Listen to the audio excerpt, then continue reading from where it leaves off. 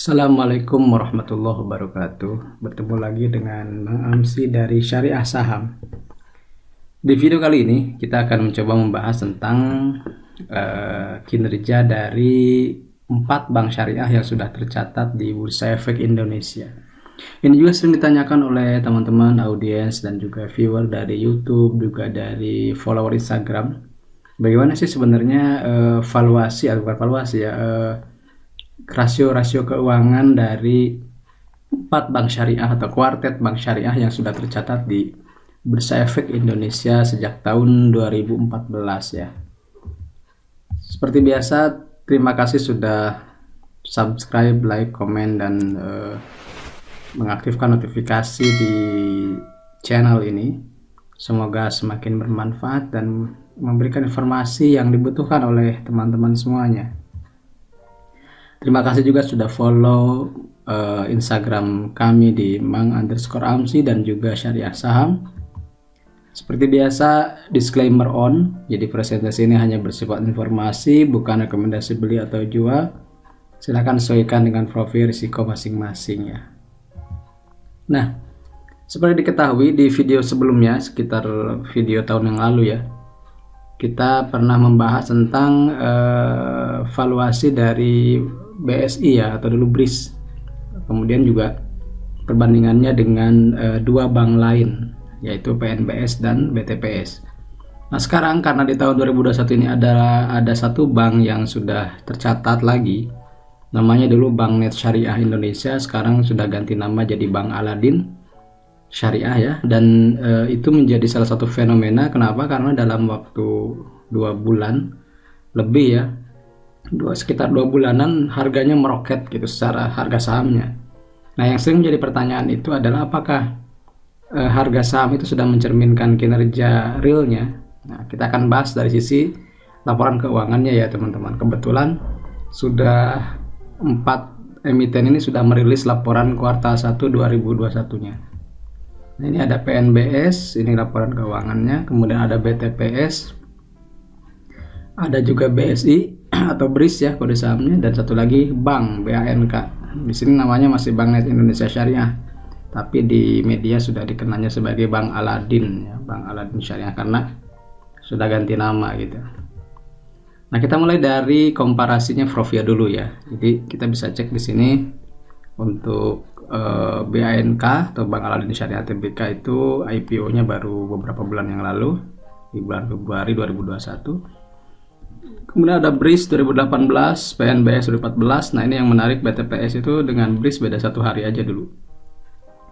Ini harga IPO-nya, mohon dikoreksi kalau ada kekeliruan ya. Jadi bank di 139, BRIS di 510. PNBS 100 dan BTPS 975. Dan kondisi terakhirnya BNK ini menjadi bank yang paling mahal secara harga, dan teman-teman boleh cek kenaikannya sudah berapa puluh kali lipat begitu.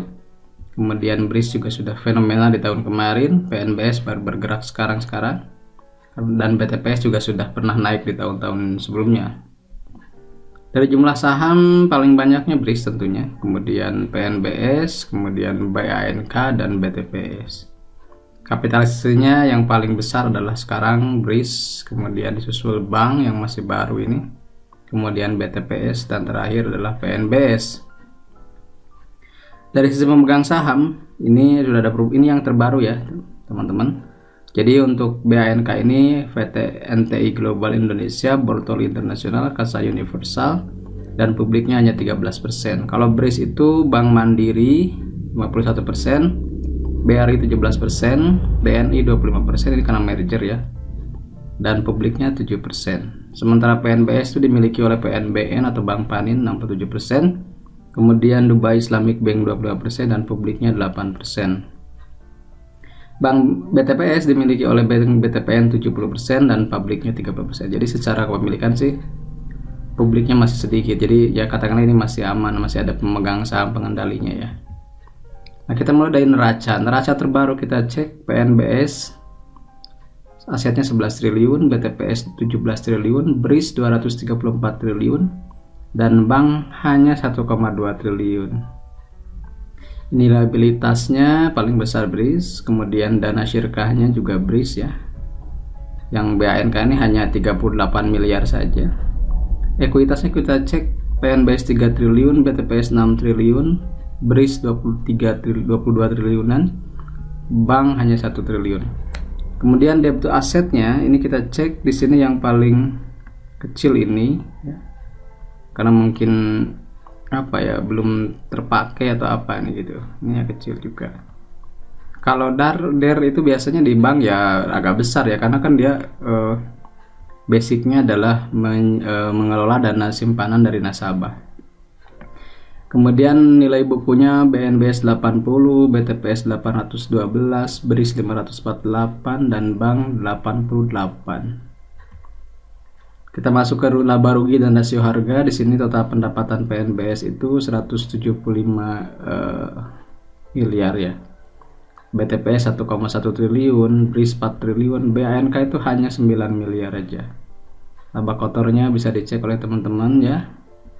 Ini yang menarik. Laba operasional PNBS itu hanya 2 miliar. BTPS 480 miliar, BRIS 1 triliun, BANK malah minus. Nah, di sini mulai tanda-tanda gitu ya. Kenapa minus? Kemudian tapi laba sebelum pajaknya jadi plus. Berarti ada pendapatan lain-lain ya. Laba bersihnya plus juga gitu ya. Kalau laba bersih paling gede ya BRIS 742 miliar dan ini melonjak sebenarnya karena sudah merger.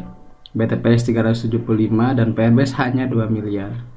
Maka EPS-nya atau laba bersih per sahamnya PNBS hanya 0,05, BTPS 49-an, BRIS 18 dan BANK 0,11. Nah, ini teman-teman yang harus kita perhatikan. Rasio harga dibanding EPS-nya PNBS itu 657 kali. Asumsinya sih kalau kata orang ini menggambarkan tahun BEP gitu ya. 657 tahun berarti. Kalau BTPS 16 ini paling kecil dari yang lainnya, BRIS 31. Ini juga yang harus hati-hati, BANK sudah 7.000 kali ya. Meskipun ada isu digitalisasi dan yang lainnya, kalau kita sebagai investor ini juga salah satu pertimbangan. Tapi kalau PBV, PNBS ini paling kecil, kemudian BTPS, kemudian BRIS. Nah, ini juga BANK paling mahal juga ya. Jadi secara valuasi memang BANK itu secara rasio harga sudah sangat mahal sekali dibanding 3 bank ini, karena mungkin harganya yang melonjak naik ya. Nah, sekarang arus kasnya kita bisa cek, yang positif hanya PNBS 196 miliar. BRIS ini masih minus ya karena ada arus kas operasional yang besar. Ini juga minus dan bank juga minus. Tapi secara akhir periode kasnya PNBS itu ini mungkin ada ini ya 262 miliar ya, ini kurang satu angka. Yang ini 2,4 triliun, ini 22 triliun dan ini 42 miliar untuk kas akhirnya.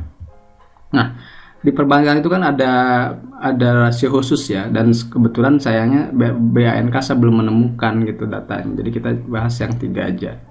Jadi ada 5 rasio yang sering dibahas di dunia perbankan. Ada disingkatnya CAMEL ya, atau UNTA artinya. Ada kapital yaitu menggunakan CAR.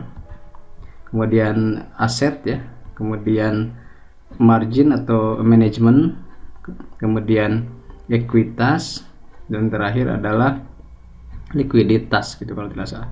Jadi pakai CAR, ini pakai apa saya rumusnya lupa, yang ini NIM, yang ini ROA, dan yang ini itu finance deposit atau LDR ya.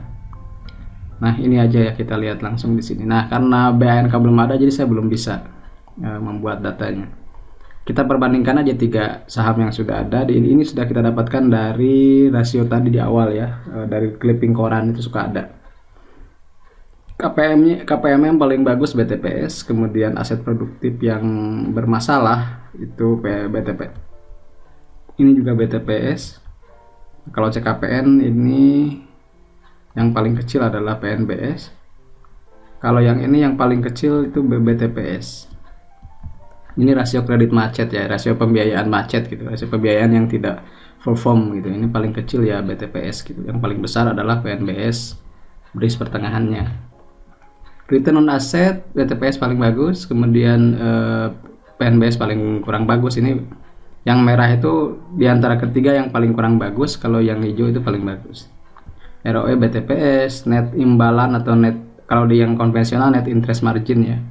BTPS juga, kemudian BOPO-nya juga BTPS gitu. Tapi kalau finance depositnya paling bagus BRIS. Jadi kalau dari sini kita bisa lihat bahwa BTPS paling unggul di antara rasio perbankan ketiga ini ya. Sekali lagi ini adalah hanyalah informasi. Teman-teman silahkan cek-recek lagi sesuai dengan kebutuhan dan juga analisisnya. Saya hanya memberikan motivasi aja supaya teman-teman lebih banyak membaca juga lagi rasio keuangan dari 4 bank syariah ini, yang kebetulan BANK belum saya dapatkan rasionya. Nanti kita susulkannya di video berikutnya kalau sudah ada. Terima kasih sudah menyimak video ini sampai akhir. Salam investasi amanah berkah berlimpah. Saya Ma'amsi dari Syariah Saham. Assalamualaikum warahmatullahi wabarakatuh.